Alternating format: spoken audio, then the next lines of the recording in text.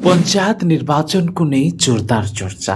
February नुहे 2 मास विलंब vote हेले कहीं विलंब निर्वाचन बाजिलानी गाँ प्रतिद्वंदी बिगुल हेले ठीक समय हेबनी भोट। फेब्रुआरी नुहे बरं प्राय 2 मास विलंब होगाकू जाउछि राज्यर त्रिस्तरीय पंचायत निर्वाचन। राज्य निर्वाचन कमिशन सूचना अनुसार SIR कार्य जोगु एथर निर्वाचन एप्रिल किंबा मे मास को घुंची पारे। आउ विलंब को नहीं एवं तातिलानी राज्य राजनीति।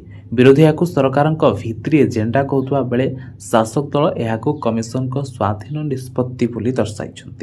साधारणतः फेब्रुआरी मासरे होता पंचायत महालढ़ी एथर 2 मास घुंचीवाक जाउछि। राज्य निर्वाचन कमिशन सूचना मुताबक स्पेशल इंटेंसिव रिविजन बा भोटर तालिका संशोधन कार्य मार्च प्रथम सप्ताह पर्यंत चलिबो। तेणु प्रक्रिया शेष नहेबा जाए विज्ञप्ति प्रकाश पाइबा असंभव। फल एप्रिल किंबा मे मासरे अर्थात वर्षा दिन पूर्व ही ग्रामीण भोट ग्रहण कराଯିବ ବୋଲି संकेत मिली। आ खबर सामना को आसवा पर राजनीतिक महल में चर्चा जोर धरी।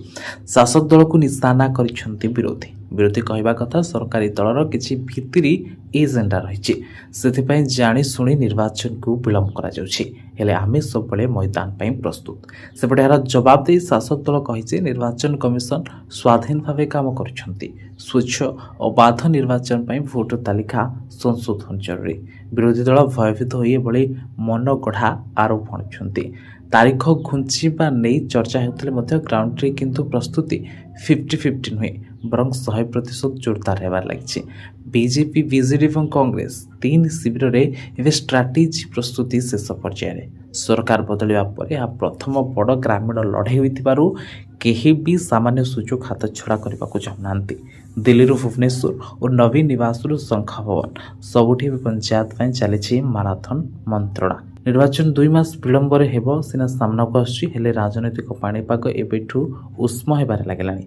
गाँ क्षमता अख्तियार करने किए छक्का मारुछि आउ कहार गुटी कड़ुछि ता आगामी दिन में स्पष्ट है।